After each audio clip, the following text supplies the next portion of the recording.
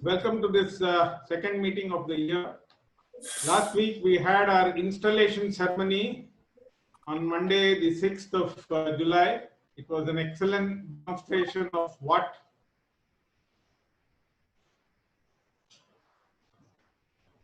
Rotary is all about. A well-conceived program was meticulously completed well in time and without any major glitches. I would like to convey my sincere gratitude to all of you for being present in such large numbers. I would like to acknowledge the efforts of all my co-opted directors, avenue directors, advisors, avenue coordinators in planning this event. That day, our Karmayogi past president O.P. Khanna donated rupees 12.3 lakhs towards the scholarship cause. Thank you very much, sir.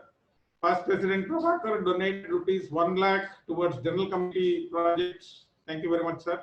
Rotarian Lalitanand donated 10,000 towards community projects. Thank you very much, sir. It is such large-hearted Rotarians who have kept the flag of the Rotary Indiranagar flying high. Kudos to our editor Kavita and her editorial team for coming out with an excellent special edition of Seva. And thank you to Balki and Narsi for giving an excellent technical support. In the past week, under the Community Services Avenue, we have donated rupees 20,000 for 6,500 masks under the Gift a Mask project, which is a district project. The masks will be donated to the poor people and marginalized families and the COVID warriors at Victoria Hospital. Congratulations, Philip, for kickstarting the Community Services Avenue. Under scholarship Vidyadan, under the able leadership of past President Raja Kaur, we have disbursed rupees 15.4 lakhs to 64 students already. Congratulations, sir. Please keep up the good work.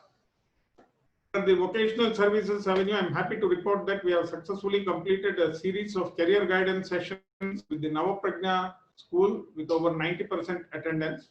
The Zoom sessions were held on July 8th, 9th and 10th for grades 8th, 9th and 10th students. 184 students participated.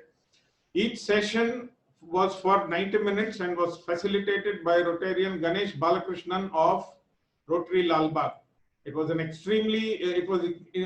interactive sessions with the students having a lot of questions. Many students have reached out to Rotarian Ganesh offline. We had Rotarian Anita Hari, Rotarian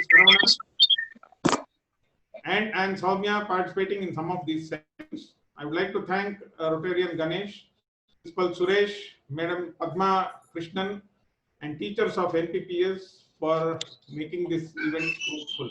Kudos to our Vocational Services Director, Narsi, Career Guidance Committee Chair, Kumar, for organizing these extremely useful and successful sessions.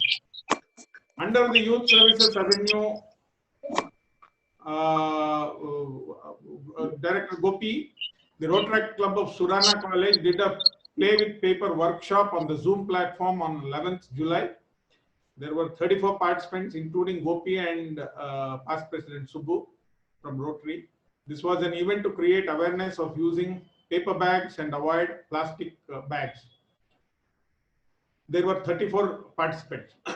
Our community-based Rotary also did a tree planting drive of 150 trees on 2nd July. They planted these trees in an abandoned field after obtaining the necessary permissions from government authorities and BBMP near Rajarajeshwari Nagar. Congratulations, Gopi, for facilitating these projects. Now, I have a very pleasant announcement. Our past President Badri has been conferred the coveted Distinguished Service Award from the Rotary Foundation in recognition of outstanding efforts to promote the Foundation's many programs dedicated to the international understanding. Balki has shared the award on your screens. Distinguished Service Award, the trustees of... Hello, Balki, can you zoom out a bit, please? The trustees of Rotary Foundation bestows this honor on Rotary on Badri R. Prasad in recognition of outstanding efforts to promote the Foundation's many programs dedicated to international understanding. Thank you. Many congratulations, Badri sir. You richly deserve this award.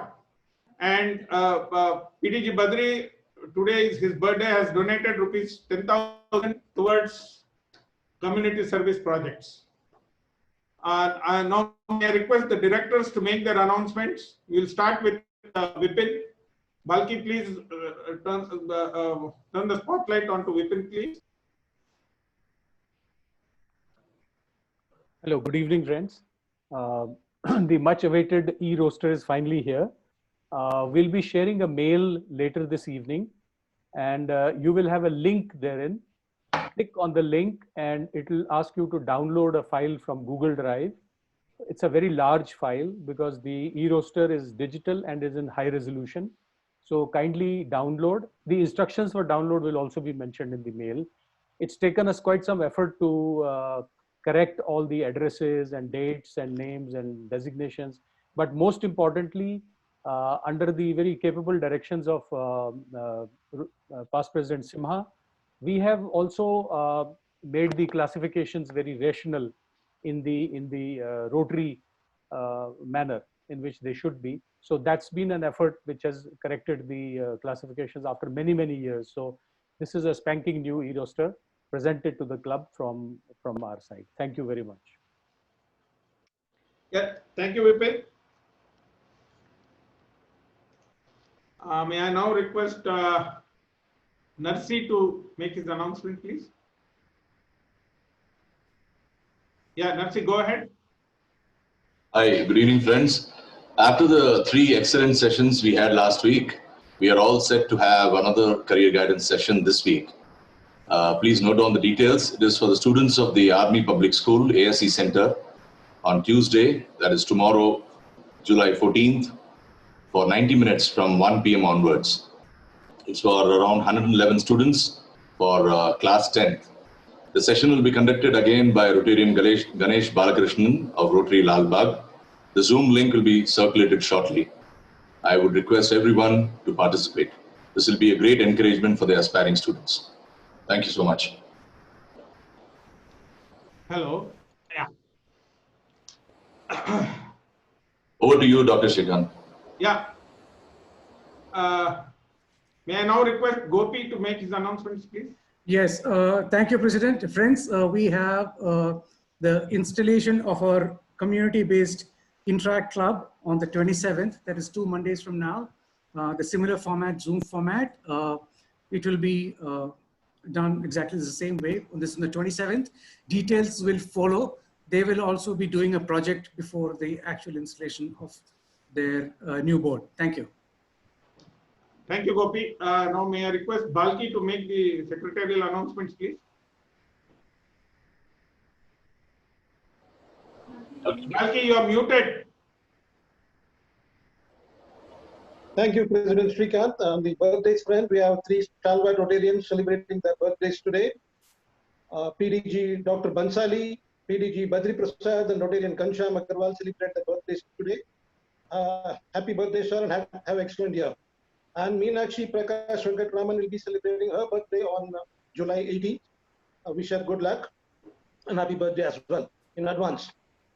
The next meeting will be on 20th July. That is next Monday. It will be a fellowship event called Fun Gun Rotarian.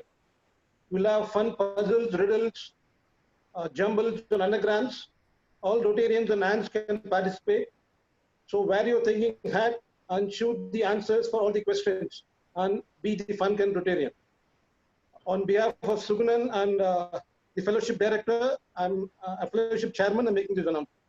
Thank you. Thank you, Balki. Now over to you, Gopi.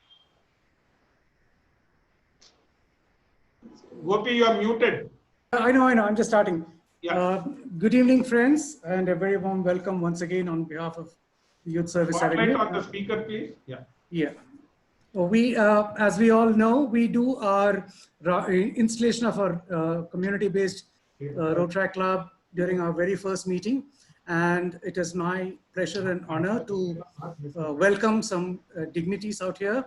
I am looking at the panel, and please, first and the foremost, most warm welcome to DRR Rajvamshi. Thank you, Raj, for being here. And DRR elect Anurag Patwari. I do see Amog, and who else do I see? I do see Preetham. Ritika, you can unmute yourself and please point out if I've missed anybody more important. While at that, it's also a great opportunity to welcome our guest speaker for this evening, Amanda Silva. Hello, Amanda, on behalf of Rotary Bangalore, Indiranagar in India, a very warm welcome. Hope you had your breakfast and getting ready to see this event that is going to unfold in the next few minutes. Ritika, have I missed out anybody important? Krishna Marianka is not here yet. So we will, oh, hello, Krishna, you just walked in the nick of time. Thank you, sir, for joining us. As you all know, Krishna Marianka is the Director of Youth Services for the District 3190. He will be involved in the installation ceremony, induction ceremony, which is going to be happening shortly. I'm going to turn this over to the outgoing President, Ritika Kandari, for a presentation and followed by the installation of the incoming board. Ritika, over to you. Thank you so much, sir. Good evening, President Dr. Srikanth and members of our parent Rotary, DRR Raj Vamshi and members of the district, Rotractor Amanda Silva from Rotary Club of Washington, DC, my fellow Rotractors and everyone present this evening. Thank you all for joining us. Moving on, as the outgoing President, it is my honor to share with you all our achievements for the year 2019-2020. Since I have covered avenue-wise updates during our EDOV and also presented the same to our Rotarians, I will keep this short and to the point. What started off as one project and 4 members at the beginning of last year has now transpired to 80 projects across 12 months, and I'm really happy that we have grown to a team of 25 members with 13 new members joining us this evening. Rohan, can you go to the next slide, please? Thank you. And what is truly humbling is the impact that we were able to create. These are some of the key highlights. We were able to plant over 1,000 saplings at army areas within the city. Another initiative which is close to all of our hearts at Rotary Indiranagar is animal welfare. Also definitely my retirement plan, but we were able to rescue close to 30 animals and contribute towards the rehabilitation of over 300 animals across shelters.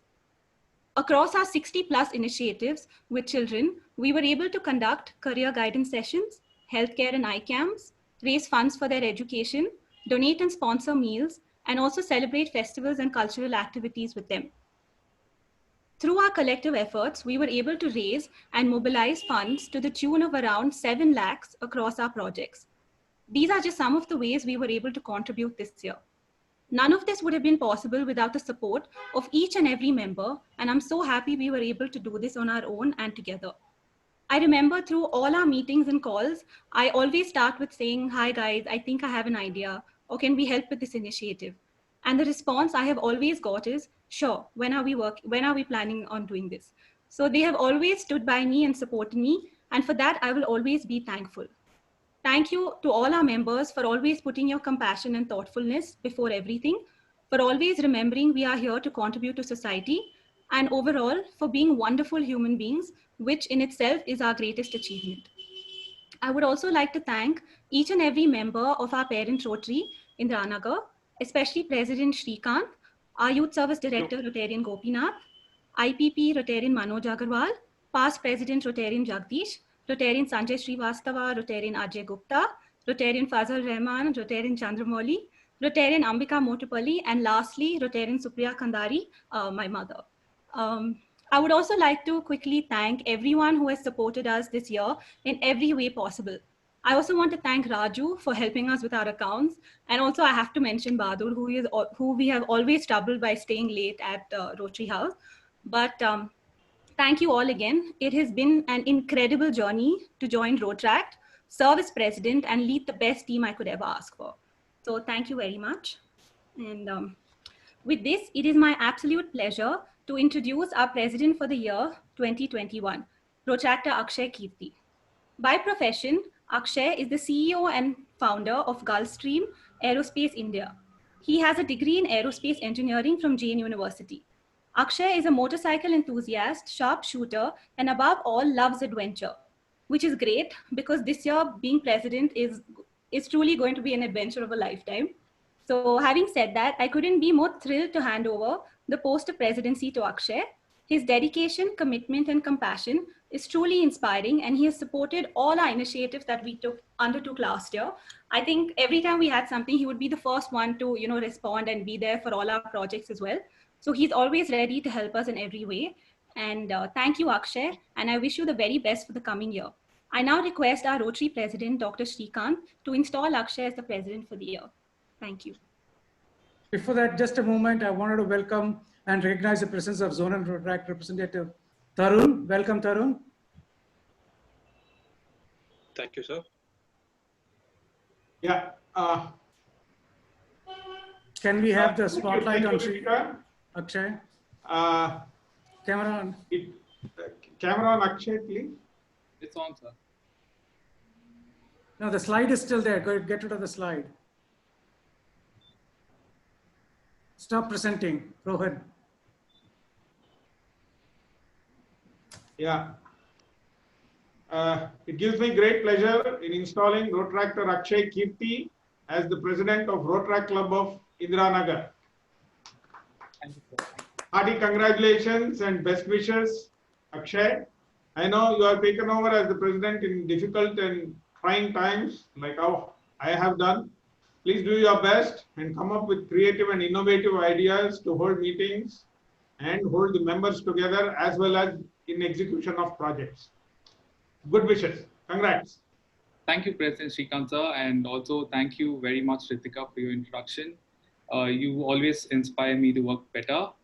And good evening, everyone. It's truly an honor and privilege to serve as the president for the year 2020-21 and to build upon the tremendous progress that Ritika and all of us have accomplished last year.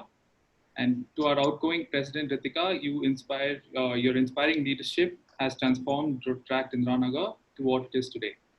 And to our board members, members of our club and our district, thank you so much for your continued support in ensuring we're able to achieve all that we undertake. I would like to thank all the members of our parent Rotary for their encouragement and guidance throughout the year. Thank you. I would like to quickly take you all through the glimpse of what we plan on achieving this year.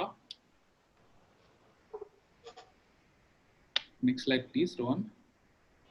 Under club service, our key focus area will continue to be raising funds for our initiatives, building on the memberships, and we hope to reach a number of 50 members by the end of this year. And we also plan on conducting at least one fellowship activity every month to strengthen our bond and ensure that we are actively involved. We intend to collaborate with our sister clubs within our district and beyond, and continue to support the district through their various initiatives. Under community service, through this pandemic, keeping in mind the necessary safety measures, we aim to collect at least 100 units of blood to our blood donation camps. And under the environmental initiatives, our goal is to plant at least 2,000 saplings for the year.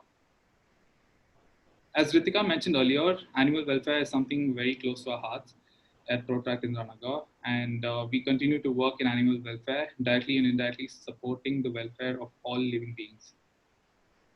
Under community service initiatives, our main goal is to raise awareness on water conservation and plan on installing water-saving taps in government schools.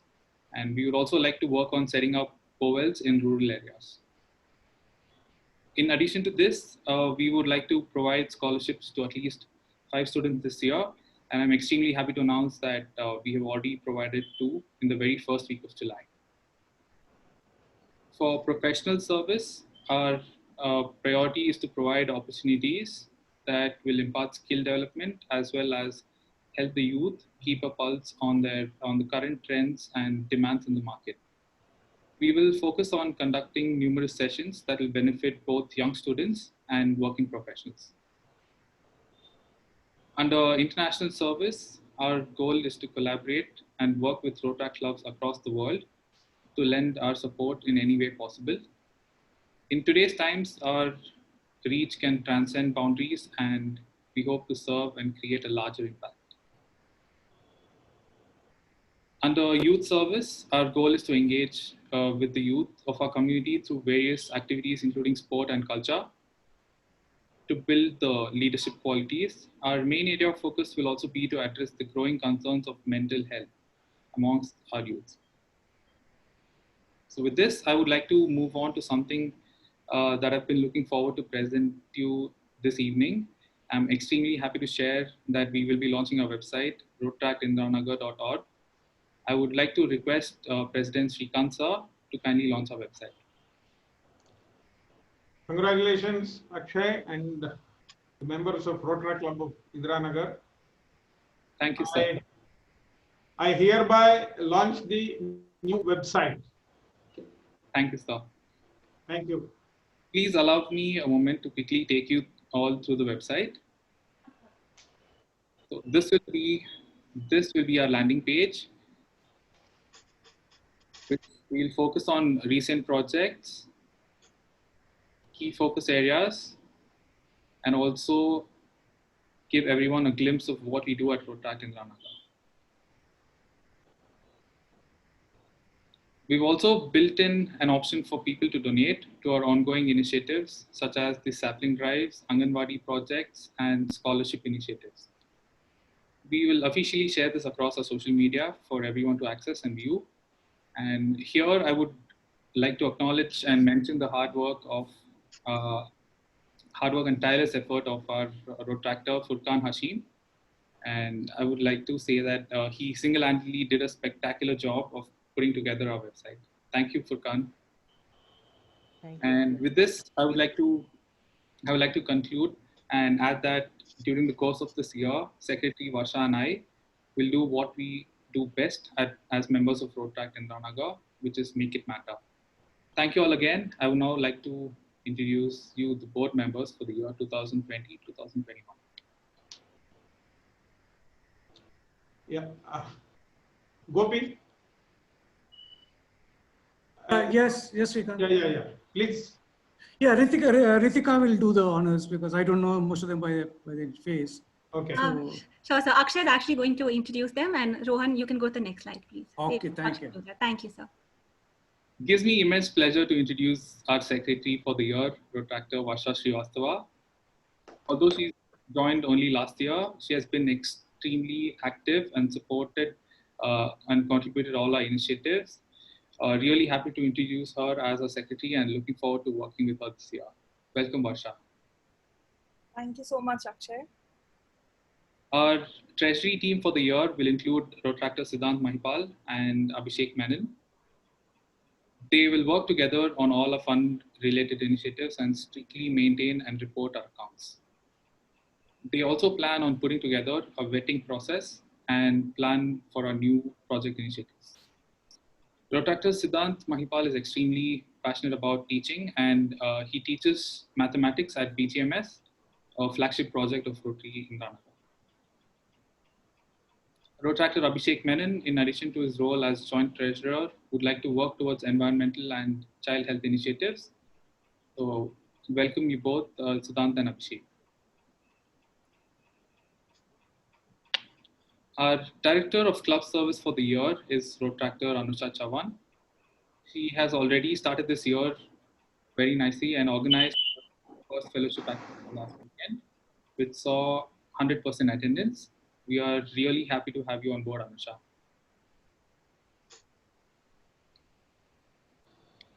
Our director of community service for the year is Rotractor Zaid Fazil Rahman. Amongst the many great initiatives that he planned, in his avenue, he's particularly keen on taking up water conservation initiatives on a larger scale. We look forward for a successful year. Welcome on board, Zaid. Thank you, Akshay. Rotractor Furkan Hashim will be our director for professional service this year. And I'm incredibly happy and proud of how he single-handedly managed the editorial, PR, social media activities for last year. For this year, he has a lot planned for his avenue and has already begun his work on his first initiative, that is Science Fair for the Youth. Welcome, Furkan. Thank you, Akshay. And Rotractor Varun Matthew will be our International Service Director for the year. He is keen on helping our club collaborate internationally, not across projects and fellowships, but also twin club agreements. Welcome on board, Varun. Thank you, Akshay. So, Protractor Vaishaka Harish joins us as the Director of Youth Service this year. She is extremely keen on building leadership qualities among children and plans on conducting the E-Raila and wants to take it forward from our club. She also wants to work on mental health awareness initiatives. Happy to have you on board, Vaishaka. Thank you, Akshay. Rotractor Harshit Shah will join us as the Sergeant at Arms on our board this year. He will bring in a lot of experience and ideas across multiple avenues. We can always count on Harshit to keep things very lively and brings in a lot of laughter and fun in our club. We're glad to have you on board, Harshit. Rotractor Rohan Abraham will be heading our PR and editorial team this year. He brings with him his exceptional writing skills and experience as a freelance content writer. The entire editorial and PR team has great ideas to build our social media presence and interactions with our society. He wants to raise awareness against discrimination and will be leading our session on same later this evening. Welcome, Rohan. Also joining in as part of the editorial team this year is Rotractor Kumari Nikita. In addition to her role in editorial and PR team, Nikita wants to work on child welfare and is leading her first initiative with a survivor of human trafficking. Welcome, Nikita. Thank you, Akshay. Rotractor Sangeeta Bomgatta will also be a part of the PR and editorial team this year. With her, she brings a passion for writing and has great ideas planned for the editorial team. Welcome, Sangeeta. Thank you, Akshay. And also joining our editorial and PR team this year is one of our youngest members, Rotractor Kuheri Sengupta. She is really keen and enthusiastic on building a social media presence. Welcome on board, Kuheri. Thank you so much. With this, I now request Rotarian KB Krishna Marianka sir and Rotarian Jai Chandra Aradhya sir to induct our board members for the year 2020-2021. Alki, spotlight on Krishna Marianka, please. Yeah, please stop by the screen share. I will do that. Sorry, I'm traveling and I'm not positioned to put on the camera. I'm in the car. I just stopped by the car, so you can't see me. It's quite dark here. So, but I'm so happy. I just saw incoming president installing quite a few rock solid, what do you call the members into the board. And I wish you all the best. Happy to induct all the new incoming members. Thank you, Akshay. All the best. Thank you, Krishna. Thank you very much. Jai Chandra Aradhya, please. I don't think he's here. He's here. Okay. Move on. Yeah, let's move on, Akshay. Thank you very much, sir. I now request Secretary Vasha to introduce our new members for the year. Good evening, everyone. It is my pleasure to introduce our 13 new members for this year. Going forward, our first new member is Siddhant Mahipal. Siddhant is a portfolio advisor at Waterfield Advisors. His interests and hobbies are tennis and trekking. We welcome you, Siddhant, to our club.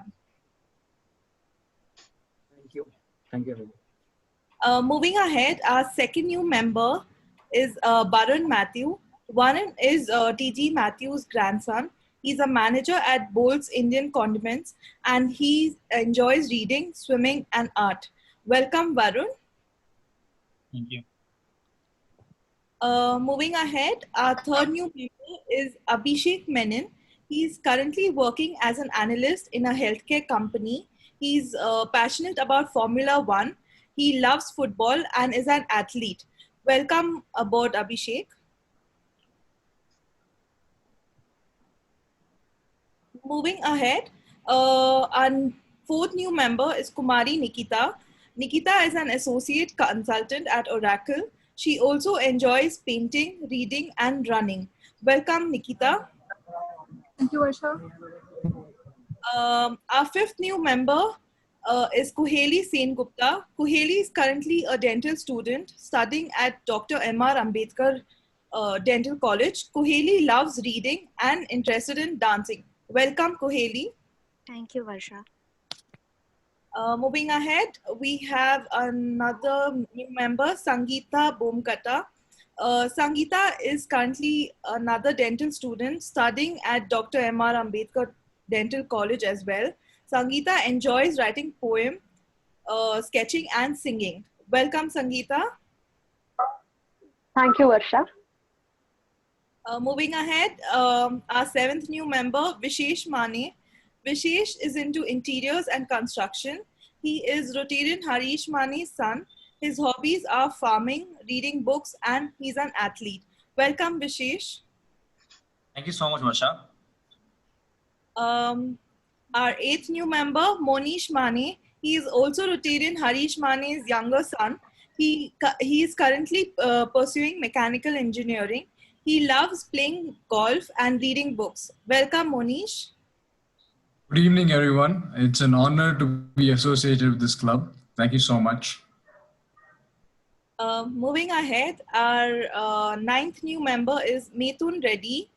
Methun is a final year student at CMR Law College. He was also the International Service Director at the CMR Rotary Club for the year 2019-2020.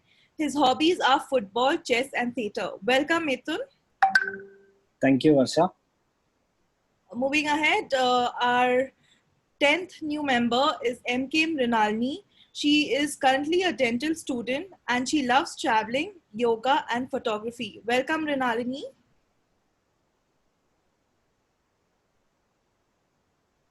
Our next member is Gautam Nath. Gautam is our Youth Service Director, Rotarian Gopinath Sir's son. He works for an Australian tech company. He enjoys playing video games, reading books, traveling, and exploring different culture and cuisines. Welcome, Gautam. Thanks a lot, Varsha, and thanks for having me here. Moving forward, we have Suhas Naidu. Suhas is currently a computer engineering student at KSSEM. He loves traveling, bike rides, and watching movies. Welcome, Suhas. Thank you, Varsha. And our last member for the evening is Nidhula Madhukar. She is a pediatric physiotherapist. She loves to read and write and enjoys knitting and is currently learning how to play the keyboard. Welcome, Nidhula. Thank you so much, Varsha. On behalf of our club, we welcome our 30 new members who will be joining us this year. We welcome them and wish them all the very best. Before I request our DRR Rajvamshi to induct our new members and address the gathering, please allow me a minute to introduce him.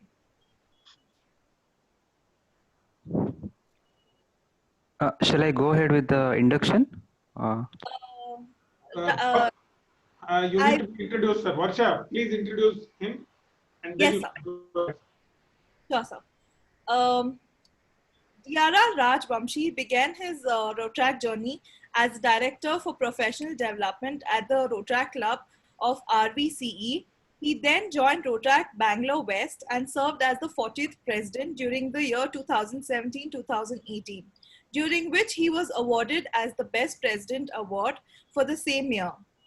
He has also held many positions and has actively contributed to various initiatives in the district. Currently, he is pursuing his diploma in jewelry design and works as a freelance jewelry designer and gemologist. On behalf of the club, I would like to congratulate DRR Vamshi and wish him and his team all the very best for this year. Over to you, Retractor Rajvamshi. Good evening, everyone. Thank you, Varsha, for the introduction. So, I just noted down all the new members. So, welcome on board and welcome Siddhant, Varun, Abhishek, Nikita, Kuheli, Sangeeta, Vishesh, Vignesh, sorry, Monish, Mithun Reddy, Mrinalini, Gautam, Suhas, and Mrudula. You have made a right choice joining the Rotaract movement. Welcome on board and good luck with your Rotaract journey. So, coming to my address, I recognize the presence of dignitaries here. President Shrikant sir, Youth Service Director Gopinath sir, special guest Amanda Silva, our district members, other club Rotractors, and also our ever young Youth Service Director Rotarian Krishna Marianka sir. Okay. So first of all, I would like to congratulate Ritika and team for an amazing and inspiring leadership for the year 2019-20. I know where the club started and everyone are acknowledging where the club is now. Kudos to you guys. So congratulations on that and do support the club. I know you will support the club this year and coming years also. Anyways, great job. You have not only did your best in the club, but also you came out of the club and you also participated actively in all the district projects. I'm sure you were there in all the zonal projects. I coordinated with you for our event Pratibha and whatnot. You have done great, Ritika and team. Congratulations on that. Coming to elite president Abhilash and team, elite president, I'd like to congratulate you on the launching of the website. This is gonna give a good space and good projection of what you do. Also, one thing which I wanted to tell you all, Akshay and team, is that animal welfare is one of your strong point. I would like to see you people collaborating and having any district project as such, because I'll be more than happy to support you in this initiative, because the kind of work you do, it's noteworthy that all the other Rotaract clubs should know and understand what you do. People should know the kind of things, the way you organize the projects, the impact what you look at is what I'm looking at it. So Akshay and Varsha, good luck and all the best. Definitely, Raj. Thank you so much. Thank you, Diara Raj. We would look forward collaborating with the district for the new events and initiatives. Moving on now, I request Rotractor Rohan Abraham to introduce our guest speaker, Rotractor Amanda Silva, for this session from Rotaract Club of Washington, D.C. Thank you, and over to you, Rohan.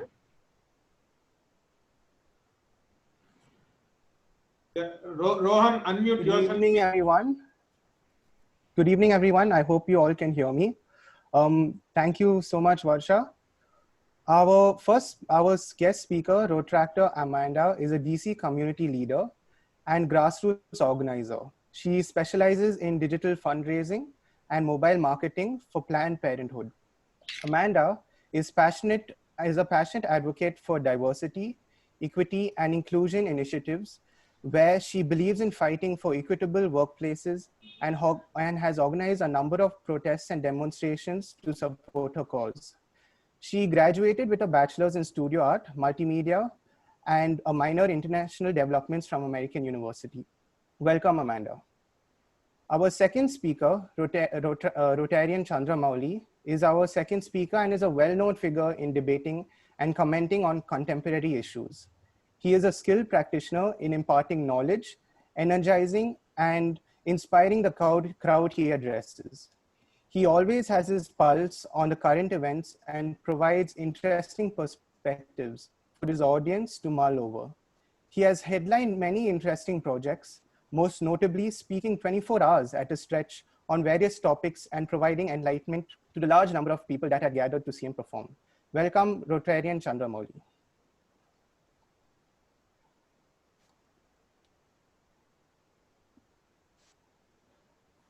Thank you for that welcome, Rohan. It was before you guys get started, this is a 30-minute program, 25 minutes to Amanda and Mauli, 5 minutes we have our Q&A. So should you have any questions that needs to be asked to these two speakers today, please do line them up. And Amanda, welcome once again. Over to you. Just to give a little bit of an introduction to the topic. There are revolutions on the streets, frustration in the air, and chants ricochet off the walls. With the constant gut punches that have been happening since the start of 2020, a new tidal wave of oppression, hatred, and fear has hit the world. Discrimination and prejudice. And mind you, this is not something novel or unheard of. It is something that draws roots from time immemorial, from the age of colonization to present-day intolerance to minorities.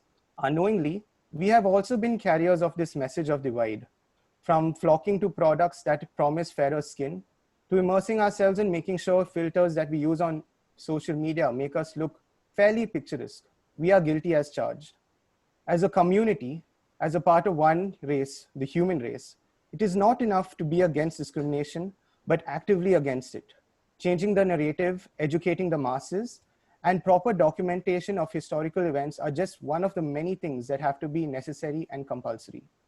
The Muse-R is an initiative by the Rotary Club of Indiranagar that analyzes, discusses, and debates trends. We are hoping to set a precedent by discussing the topic, youth against discrimination, to seek to understand and attempt to spearhead a movement to correct such aberrant tendencies. My first question will be to Rotarian Chandra Mauli. Rotarian Chandra Mauli will be giving us a perspective in terms of us as Indians, and Rotractor Amanda will be giving us a little more of an international perspective, as well as a perspective from the West. The first question, discrimination based on color and race has a long, complicated history of coexistence. Why do you think people are choosing to pay attention now? This is to Rotarian Chandra Mauli. Good evening, everybody, and thank you, Rohan, for this wonderful introduction.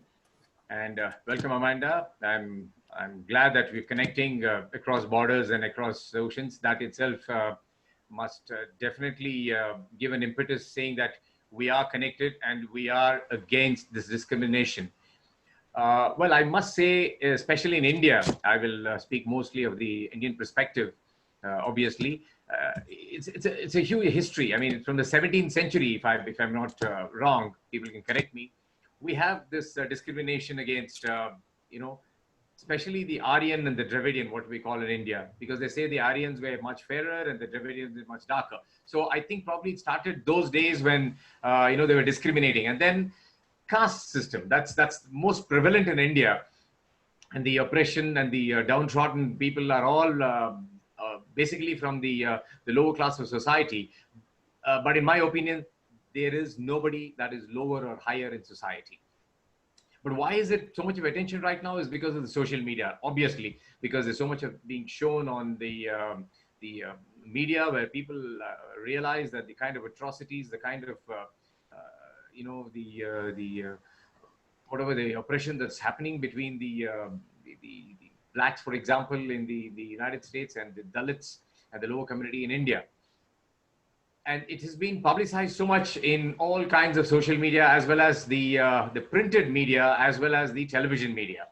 There have been a lot of reports saying that, especially in India, that the oppressed, that the downtrodden, the Dalits have been beaten up, have no equal rights. In fact, in some places, they don't even have access to drinking water because they are from the lower community. They can't draw water from the well. So it's such a bad situation. I don't know how much it is there in the United States, but then this is too much happening in our society, and then they're not able to mix with the local people too because they're from the different caste. They call them so-called untouchables.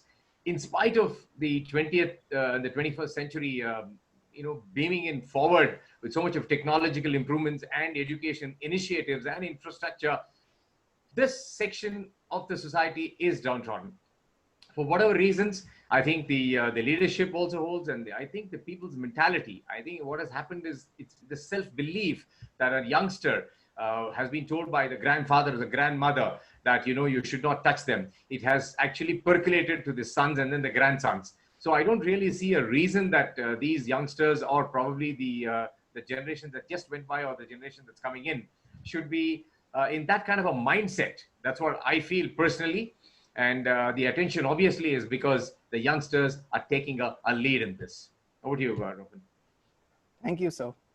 My second question is to Rotractor Amanda. Many critics believe that real change will only be hashtags on Twitter. With statues being torn down, brands completely changing their marketing strategies, and narratives and Confederate flags being tossed away.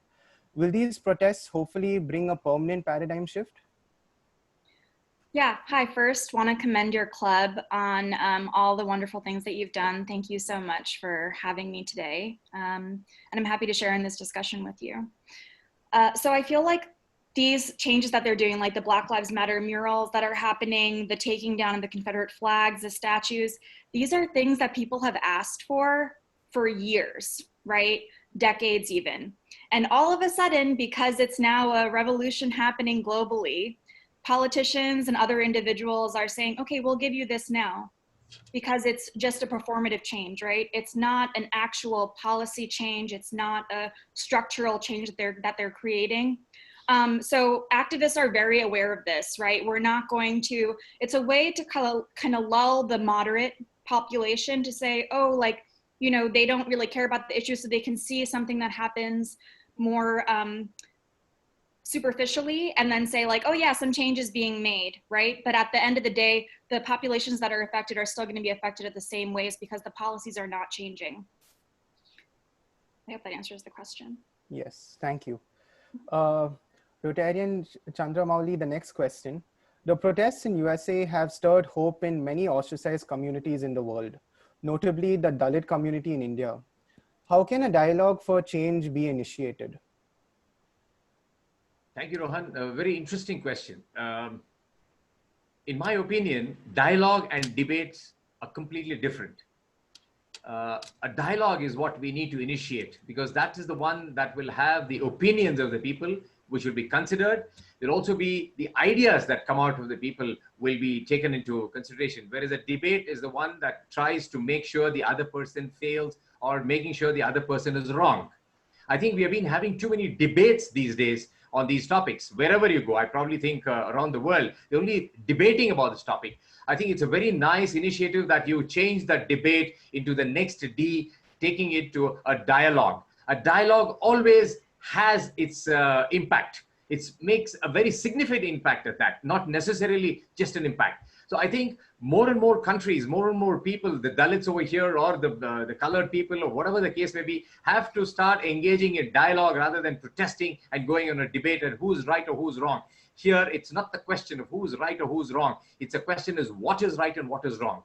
That's all we're trying to do. A dialogue is the one that will actually bring this forward. A debate will never. Unfortunately, even till yesterday, there was a debate. Unfortunately, debates do not bring results. They just go on stretching and enlarging just like an elastic. It never gives you you know what you call a perfection onto it. We don't need perfection because human beings are not perfect. Either way, dialogue will definitely take this topic forward, and I think all the concerned people, the persecuted and the ostracized ones, will definitely see a lot of change, and they will probably see there's a vision, there is something, an initiative that's going forward with a dialogue. The dialogue has to be with the aggrieved parties. Dialogue cannot be just with politicians or just with leaders or businessmen. No, it has to be between the leaders of the oppressed parties, leaders of the other religious communities, because there's also religious disparity out here. There's also color disparity out here. There's also, you know, disparity in terms of race out here. So I think dialogue is the one that brings them together, not a debate. I think it's a very nice initiative. Thank you, Rohan, for pointing this out. I think dialogue is the way forward. Thank you. Thank you, Rotarian Chandra Mauli. That's very powerful words. The next question of a little follow-up on that. Would you say that there are parallels between caste discrimination and racial discrimination? To an extent, yeah, very much. There you're looking at the color and you're discriminating people. Here you're looking at their caste and discriminating people. Either way, it's just tantamount to discrimination. Either way, your vision is what is wrong. They are not wearing the opticals of optimism. They're just, you know, making sure that you're discriminated because of your color. Of course, it happens in India, I'm very sure, and people know about it because there are a lot of people out here from whatever communities or caste or regions or whatever it is are of the fairer sex. Whereas there are certain other individuals who are not as fair as they should be. They are brownish or wheatish. And there are also other communities which are much darker. We wouldn't say they are all, not Indians. We wouldn't say they are not of the human race. Unfortunately, the caste system plays a major role than the color in India especially. That's what I feel as my personal opinion. Because the moment you say that person is from a particular community, you ostracize. They don't even see what's your skin color at that point of time. Just because you're from a certain community, you're probably a certain region, I think you're ostracized. It's that kind of a thing. The kind of facial features, the kind of athletic features somebody has, you're discriminated because you know you're from a different region. And I'm very surprised and why they can't look at another person, because you are different, so is the other person. Unfortunate, very unfortunate. I've been fighting for this all the while because I've been in businessmen, I've been in the Rotary, I've been in Rotaract the last 30, 40 years. Well, when the time comes, I will explain that also. I think it's definitely there. We are looking at discrimination based on caste, which is very similar to what's happening around any other place in terms of color. Over to you, Rohan. Thank you. To Rotarian Amanda, do you think America is casteist? Yes, I definitely think America is not casteist by its definition, but it is, but it is definitely based off of the structural implications that we have, right? So the caste system is based off of inheritance, genetic factors, and the reality is that the foundation of the United States is built on white supremacy, right? This idea that if you are of a Euro descent, you are basically considered American, really. And this country that was raped, pillaged, it was all taken by force from Native Americans, right? On the premise that Europeans found themselves to be superior. And the current state of affairs is built on the bricks of that notion. So it's woven into the fabric of America, from slavery to the prison industrial complex that we find ourselves in today. So when you look at, we call it 4 eyes of oppression: ideological, institutional, interpersonal, and internalized. And these are all interrelated areas, right, that we see ourselves in. And when we try to deconstruct one, it affects the others as well. So at the core of any oppressed system is the idea that one group is superior to another, and that's what we call ideological, right? Then the other 3 areas reinforce that this idea is correct. So in America, African Americans are incarcerated, put into prison at 5 times the rate of white people, right? That's what we call institutional oppression. Then the interpersonal oppression is overt racism. So when I was in the 3rd grade, a girl in my class came up to me and said, to me and my classmate who is Black, "I hate Black people." So that's a case of overt racism, right? She was white and she saw 2 people that were of color, even though I'm not Black. She just associated a part of our skin color as a reason to hate us, right? And we were the only 2 non-white students in our class. So then we look at internalized oppression. This is the idea of the institution and the interpersonal areas and how they negatively impact the perception of an oppressed person. So the other internalized factor is the party in power has learned a lifetime of internalizing the same oppression and how they benefit from it. So for them, it's, if they've never experienced an inequity, why should they change their privileges, right? So Rotarian Chandra Mauli perfectly said that grandparents or parents will tell children, don't touch untouchables, things like that, right? Or to the Dalit community. And that is that's a perception, right? That is now ingrained in our community from a young age. So when people go into a grocery store, right? They might say, a child might say, "Oh, mommy, look, that's a Black person." And then their mom says, "Shh, don't say Black," as if saying Black is a bad word. So that innately tells the child at a very young age, "Oh, Black is bad, so I can't say that word," right? So those are the things that we kind of grow up in that makes America not necessarily a caste, but has the same ideals where we are still living in an oppressed society where certain races basically are put at a lower and disadvantage and then treated unfairly by society, whether that is by the institutions that they are in or just through our daily lives, right? And this affects immigrant communities as well in America. Thank you. The next question, and this is to the both of you, I think we'll start with Rotractor Amanda, because I'm sure there's so much to talk about with regard to this. Our leaders have notoriously been ignorant to these matters. This creates a dangerous precedent for people as it clandestinely stokes racial violence. How can we deal with this fundamental disconnect? So I think for us, this is the first time really that America has ever had a president like Trump.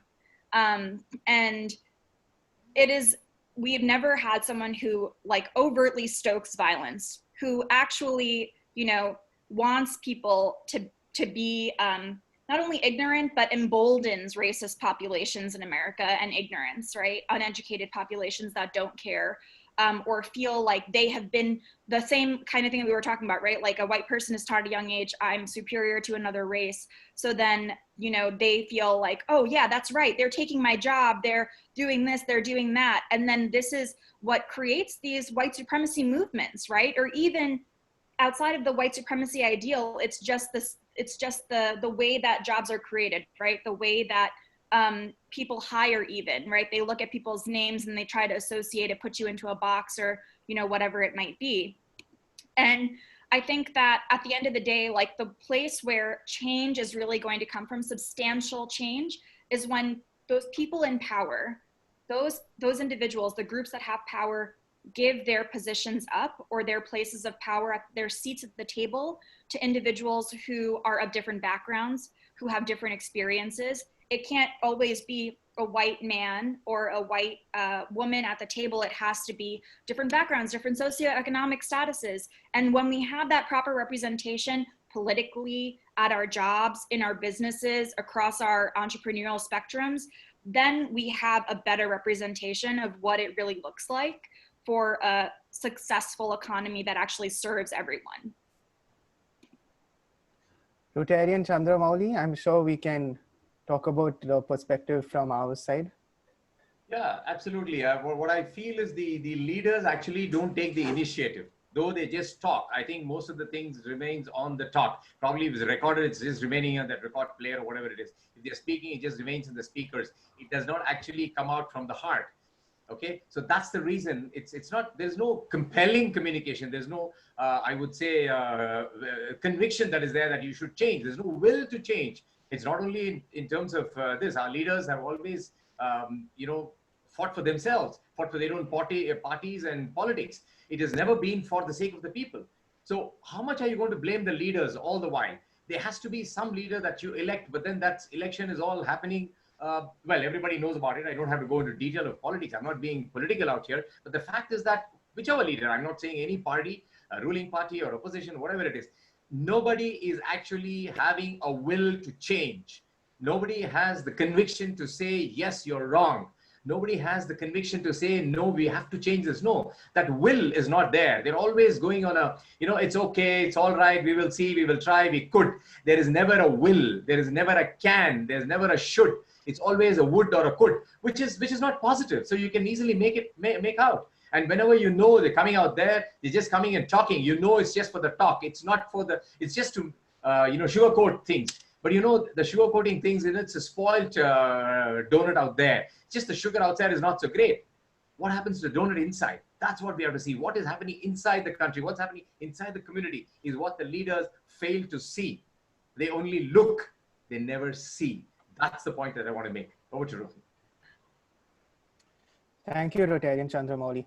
We are approaching our final question. Before I ask that, I would like to ask everyone, especially my fellow Rotractors, if you guys have any questions, to please type it out in the chat box. And whichever I see first, I will ask to the panelists.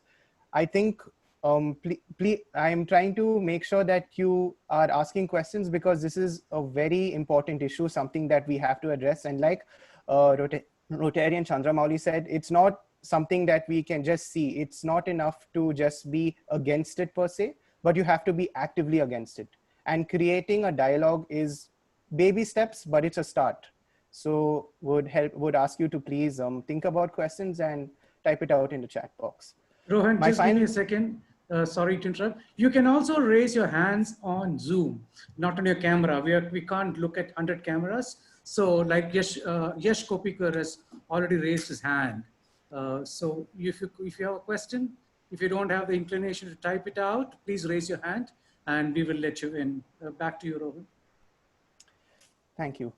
The last question, what are different ways we as individuals can contribute to uplifting ostracized communities in our society?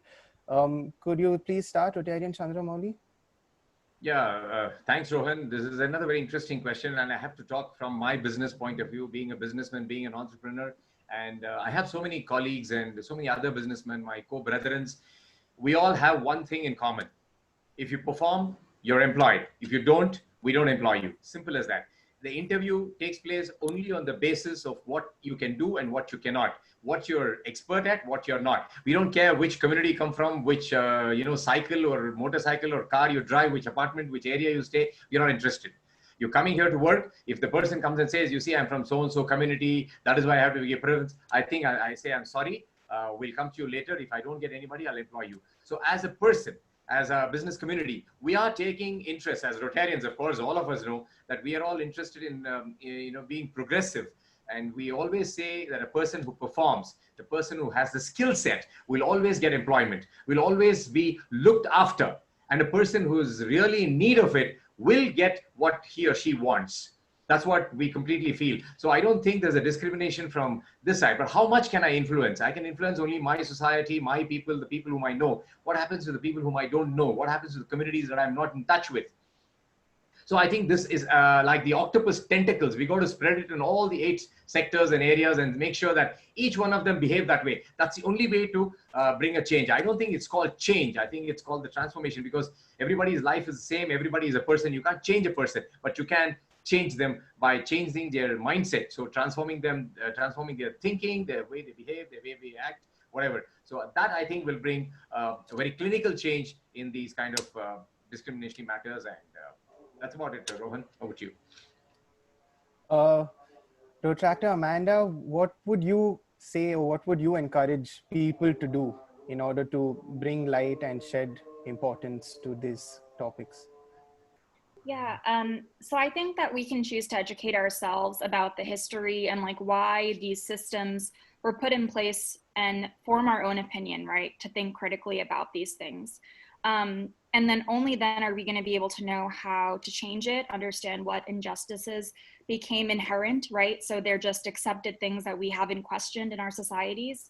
And a way to uplift those communities is by centering their voices. So we can support them financially to achieve financial freedom, access resources to education, healthcare, housing, all essential human rights basically, and water especially. Long-term change and shifts in mindset I think are not going to happen overnight, or during like a news cycle. But if someone has a deep-seated belief or doesn't have an interest in changing those conversations, they can only happen with the people that they trust. So for me, that means talking to my family members, talking to my inner circle of friends, and helping them understand why it's important. So when you're cultivating these conversations and dialogues, right, with your own families, I think that's where this change starts, right? Because then they understand how to communicate best to their inner circles and their colleagues and friends as well. Thank you. Okay, so now we'll open it up to everyone else. I think Harshit was the first person to raise his hand. So if we could spotlight Harshit.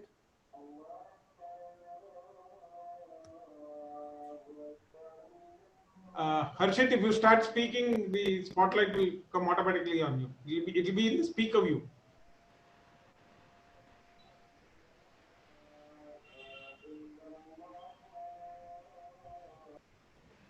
Rohan, while Harshit, I think we'll come back to Harshit. Yeah, why don't you read the questions from the chat box? So the first question we got was from Anusha, and her question is, what do you have to say about discrimination based on gender? Which one of you would like to talk about this first? No, Amanda should take it because I think so. She's the one who's obviously much for it. Yeah, go ahead, Amanda. Yeah, so I think discrimination based on gender is obviously a big thing in the States. Pay gap is still a thing that women experience even across race as well. So, you know, what a white woman makes is still different to what a Sri Lankan woman makes, to what a what a white man makes, right? So that was already like kind of ingrained, and we never passed an Equal Rights Act. So because of that, there still is no equal pay. So employers can just make decisions based off of that. I think another conversation that we're having is, you know, gender outside of just the binary of female and male. There's also transgender individuals, right? Individuals who are born male or female and then transition to male or female. And that's, I think, a huge point that our country is also exploring, in how not to create discrimination for transgender individuals, how to respect their pronouns, right? Or non-binary individuals, people that don't see themselves as she, he, but they see themselves as they.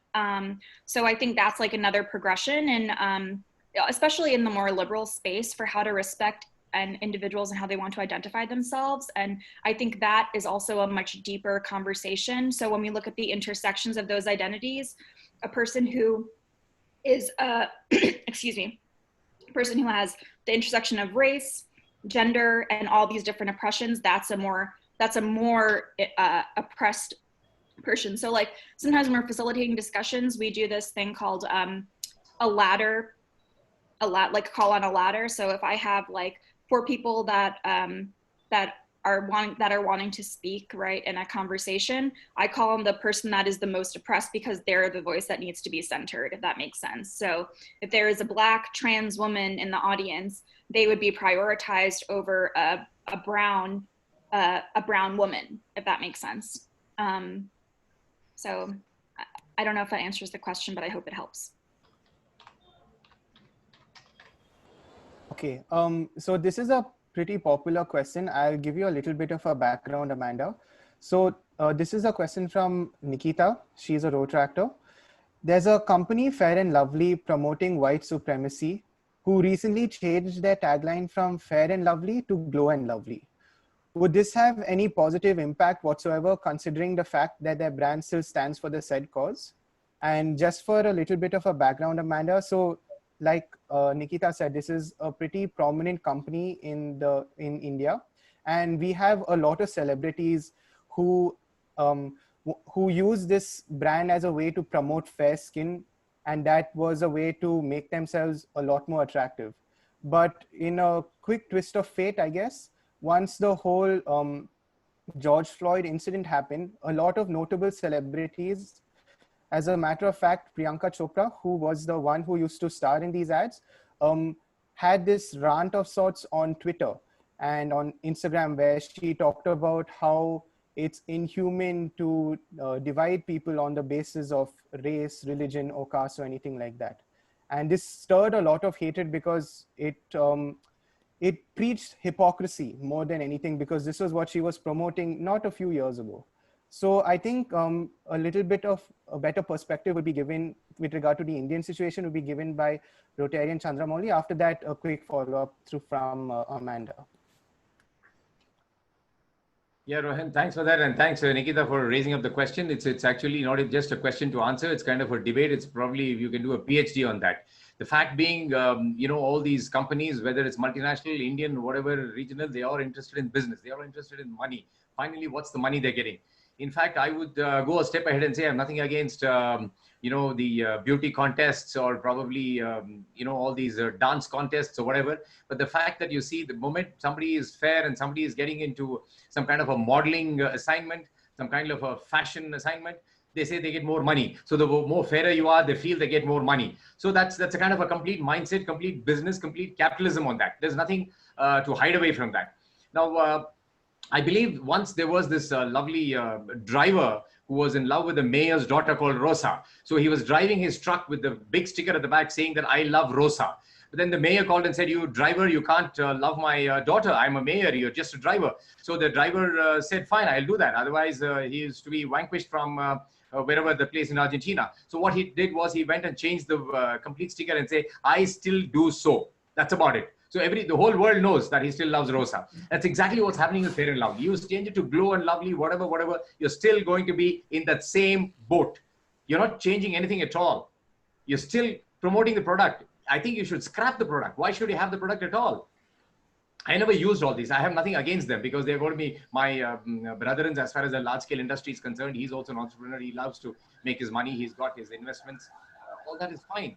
But then at which point of time was this allowed? Why was the advertising allowed? Why was this allowed in the first place when it starts? So it goes to the grassroots. We cannot change anything now. Whatever they're doing, they're doing. People are still going to, say, okay, I love this product. I'm going to be fair. So that fairness is not fair anymore. Over to you. Yeah, Rohan, we have two questions. Well, let's take from Yash, because he didn't type on the question, but he's been raising his hand. And then I think the last question, I think we should take it from Gautam and we'll close this out. Yash, go ahead. Sorry, 1 second. I think Amanda was supposed to address her side. Okay. So let her finish and we'll go ahead. Amanda, just a thing, not only for Fair and Lovely, just to give you a context, it's about even the magazines which were released, right? Recently, they had, like, example, Vogue, right? Recently, they had black and brown supermodels who came up. So that will be the context you can take up on. That was not my question, but it's just to help you. Thanks. I'm not sure I understand the Vogue context, but I'm very familiar with Fair and Lovely. My family is Sri Lankan. I lived in Indonesia and I lived in Sri Lanka when I was working there. And even myself, right, I've always, my family would say like, oh, you're supposed to be like light skinned because you're in America. Why are you this dark? And it was, it's just ingrained in our society, I think, to think this way. And it's based in white supremacy, right? That's where this ideal comes from, because it's this idea that if you are white, you are more successful. So that's where the association of colorism comes from. I totally agree with Rotarian Chandra. At the end of the day, they have to scrap the product. They're just putting a Band-Aid on something as a kind of a marketing claim to it. And at the end of the day, as consumers, when we educate ourselves, then we can choose where to put our money, right? We can create, similar to like the body positive movement, almost like the color positive movement in a way. And I think that's probably the biggest thing, right? Like, don't support these products, right? Call out the hypocrisy when you see it. When you see, even in an individual, if you hear like an auntie, I know in my Sri Lankan community in Staten Island, New York, there's a lot of aunties and uncles that will say like, oh, don't wear a hat, or wear a hat so you don't get dark in the sun. Why should I have to wear a hat? Like if I'm wearing it for sun protection, that's different than wearing it because you're afraid I'm going to get dark, right? So I think calling it when you see it is probably the best way to combat colorism that we see in our own kind of South Asian communities, especially. But yeah, that's just don't give them your money. I think Yash, you would like to ask your question now? Yes, thank you. So my question is in two parts, right? So first of all, it will be for both of you. So my question is basically police brutality, especially in India, has been there for years, right? Now, because of recent events, even in India, there is a slow spotlight coming on it, but it's still being suppressed. Examples can be in Tamil Nadu, there was an event on Felix and some other person where they were brutally hit and all of that. So that, and still it became suppressed. So what are your take on that? So do you think that West, like now Black Lives Matter, or police brutality is more voiced out there and it comes here? Because I've seen a lot of my friends who have supported it here but not supported issues in their own country. So what is your take on it? I can start and then maybe Rotarian Chandra, you can bring it home. So I feel like police brutality is a huge thing, right?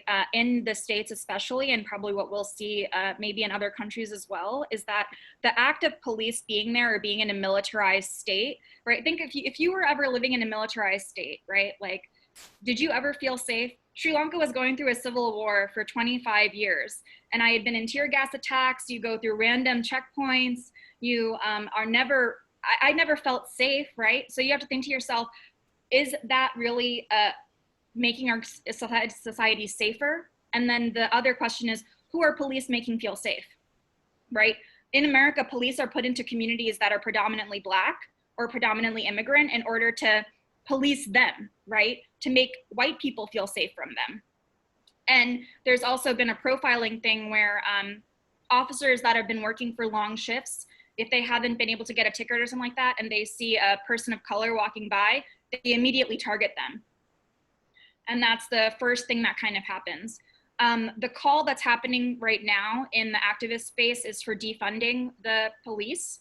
So defunding and divesting. So defunding the police doesn't mean it doesn't abolish the police means like, yes, we want to get rid of the police, but it means moving money that we put in our local communities, in our government, any kind of like district funding from police to communities, right? So instead of putting more police funding or military funding in certain districts or areas, we put that into education, so that they have better schools. We put that into healthcare. They have better healthcare and hospitals.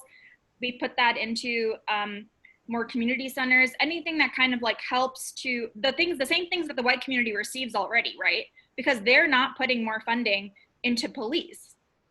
It's just how politics are done at the end of the day. So in our like American society, I think a lot of things that happen is that people take place in the like more national elections and then don't know a lot about their local politics. And that's really where a lot of these decisions are made at the end of the day. So we're trying to, I think, create a more cognizant moment in that space.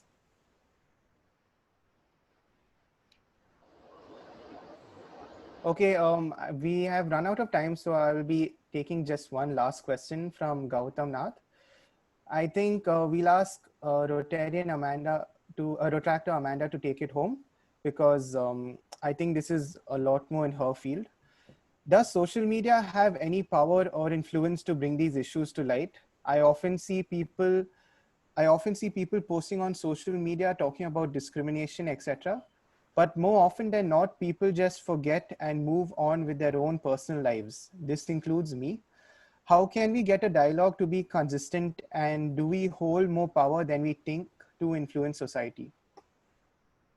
Yeah, thank you for that question. I think this is also something that, we think about is social media also performative, right? So if I'm someone who's never posted about activism and then all of a sudden I'm posting about Black Lives Matter, am I doing that because I'm really for the movement, or am I doing that because all of a sudden it's trending and I want to, let people know that I'm, also, with it and everything like that.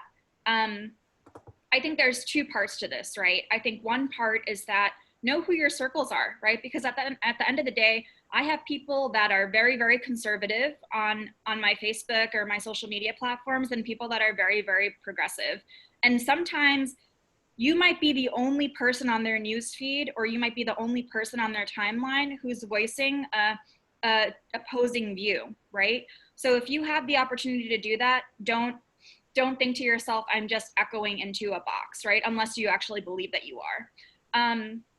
I think something that we can do is, so does social media make a difference? I think it does. I think it does in terms of educating and awareness, and then making sure that people don't move into falling back into a false narrative of like safety in what's happening and forgetting about the issues.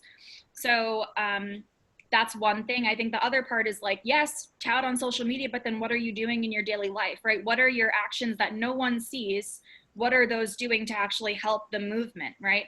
When you walk past someone, are you saying hi to them? Are you donating to different causes? Are you holding discussions with your internal circles and family members about these causes? Are you thinking about unlearning things that you might do without knowing? So I think those are the biggest things, right? How do we remove our own biases, right? From not having that. So if you're taught, even if you're taught different things about the caste system, and you might think that you've removed some of them, you might still inherently hold some of those ideals. So I think a lot of it is learning what's better, and then unlearning what you've been taught. All right. With that, we come to an end to the session. I would like to thank Rotractor Amanda and Rotarian Chandra Mauli for their time and effort. I would also like to thank the Rotary Club for giving me this opportunity. There have been some powerful dialogues discussed, and we hope that we have left all of you with something to critically think about. I definitely have. We look forward to more stimulating cross-cultural debates to help us change and help us think differently. Thank you all once again, and over to our president, Rotractor Akshay. On behalf of the club, I would like to sincerely thank Rotractor Amanda, treasurer of Rotary Club of Washington, D.C., for joining us this evening. It was a really great, it was a really inspiring session. I would like to thank Rotarian Chandra Mauli sir, for always being there for us, supporting us and encouraging us on all our Rotary initiatives. Thank you, sir. Thank you, Rohan, for helping plan this session. And before I hand it over to Rotary Chairman, Rotarian Sanjay sir, I would sincerely like to thank you all for being a part of our installation this evening. Thank you. Over to you, sir. Sanjay sir. Good evening, everybody. I'm here to propose a vote of thanks. Thank you to our Rotarian President Shrikant and the board members and the Rotarians attending this meeting and giving their blessings to the incoming Rotary team, community-based. I thank Director Rotarian Gopinath on guiding the team for this installation. I also thank District Rotractor Representative Raj Vamshi for being there. I thank Rotractor Amanda Silva, the guest speaker, and Rotarian Chandra Mauli for giving a fantastic talk on the discrimination part of it. I also thank the zonal representative Tarun Kumar. I also thank Director Dikshit for his few words, Krishna Maryanka, the Youth Services Director, for coming for a short while, though he was traveling. And the final thanks to Ritika and her team for doing a wonderful job, taking the Rotary community base of Indiranagar to greater heights. Kudos to you, Ritika and team, for doing a wonderful job and giving the baton to the incoming President Akshay Kirti and their team members. Thank you all for attending this session. Good night. Over to President Shrikant for adjourning the meeting and the other formalities. Thank you. Thanks, Sanjay. Thank you, Gopi. Thank you, Rotractor President Ritika and immediate past President Ritika and Akshay.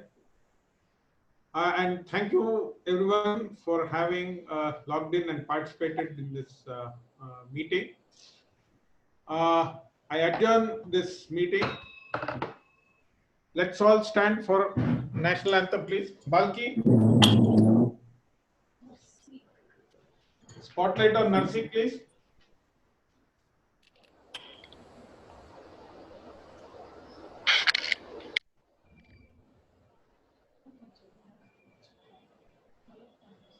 Should I start?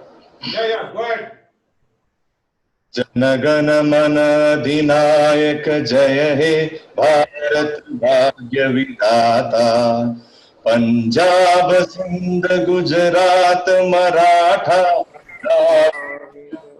Banga Yamuna Ganga Uchchala Jaladhi Taranga Tava Shubha Name Jage Tava Shubha Ashish Mage Gahe Tava Jaya Gata Janagana Mangaldayak Jaya He Bharat Bhagya Vidhata Jaya He Jaya He Jaya He Jaya Jaya Jaya Jaya He.